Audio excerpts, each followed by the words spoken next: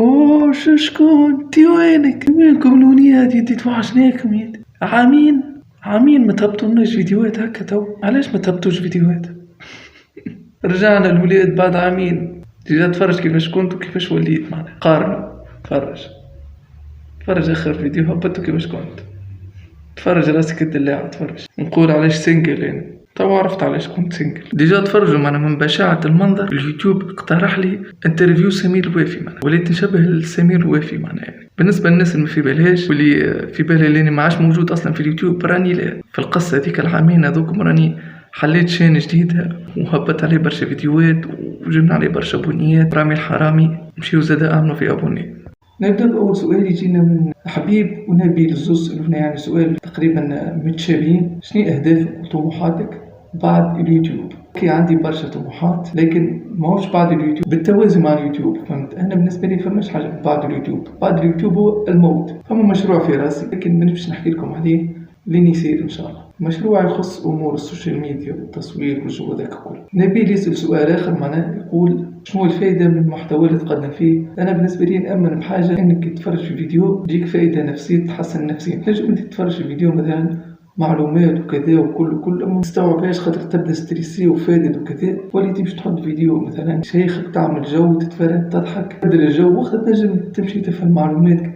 فعنده فايدة. الفايدة هي نفسية من الآخر. فراس يقول لي باش تعمل نهار 14 فيفري اللي هو غدوة. عندي بروجرام قوي برشا نهار 14 فيفري باش نمشي كالعادة الصباح مثلا نعدي ستاج نتاعي بما اني تو نعدي في ستاج، وبعد نروح نرقد شوية وفي الليل عاد الجو الكل نمشي نتفرج الشامبيونز ليج. ريان يقول لي اكس بوكس 360 ولا ببجي فري فاير.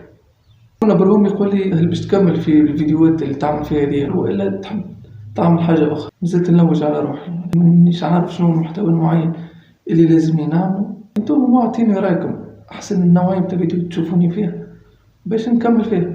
إذا ما تشوفوني في حتى خليني نبطل. عبد الرحيم يقول نتمنى انك تعملنا مسلسل في رمضان كي مسلسل اليوتيوبر. وقال لي عندك موهبة في التمثيل ويعطيك الصحة. عايشو صاحبي عبد الرحيم. مشكلة انه ما فماش عباد يمثلوا معايا. فهمت فازا كيفاش باش تنسق ما بين برشا عباد ويتلموا في نفس الوقت ويصوروا كذا. وزيد التمثيل مش سهل. فما ان شاء الله علاش لا نرجع ماذا بيا. سؤال اخير يجي يقول علاش قصيت مع صاحبتك؟